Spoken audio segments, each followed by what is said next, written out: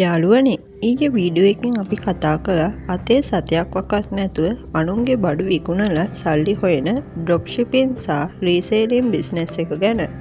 අද අපේ 6 වෙනි පියවර තමයි ලංකාවේ හැමදාම හැමෝම කන්න ආස කරන කවදාකවත් මාකට් එකක් නැති වෙන්නේ නැති බයිට්ස් ඇන්ඩ් ස්නැක්ස් නැත්නම් විවිධ බැදුම් සහ කෙටි ආහාර නිවසේදීම හදලා විකුණන ව්‍යාපාරය. ඇයි අපි මේ බිස්නෙස් එක තෝරගන්න ඕනේ?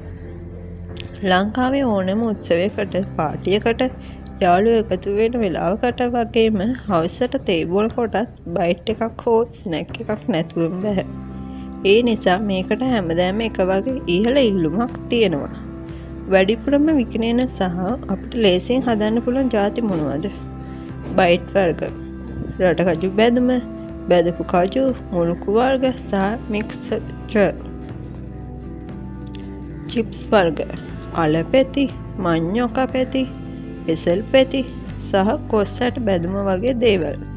මේ බිස්නස් එක සාර්ථකව කරගන්නේ කොහොමද? පියවර 3ක් තියෙනවා. පියවර 1 තමයි පිරිසිදුකම සහ රසය. අපි හදන කෑම වර්ග ඊටාම පිරිසිදු වගේම හැමදාම එකම රසයට තියෙන්න ඕනේ. රසකාරී නැතුව ස්වාභාවික කුළු බඩු විතරක් පාවිච්චි කරලා හැදුවොත් ඔයා හොඳ මාකට් එකක් හදාගන්න පුළුවන්.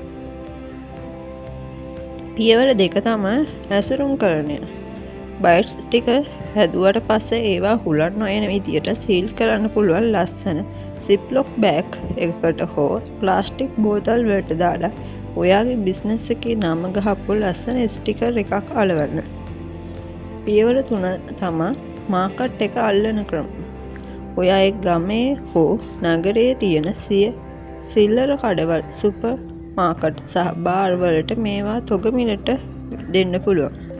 එහෙම නැත්නම් Facebook, Instagram පාවිච්චි කරලා ලස්සනට පැකට් ටිකක් විදියට ඩෙලිවරි කරන්න පුළුවන්. විශේෂයෙන්ම උත්සව කාලවලදී මේවට මාර ඕඩර්ස් ප්‍රමාණයක් එනවා.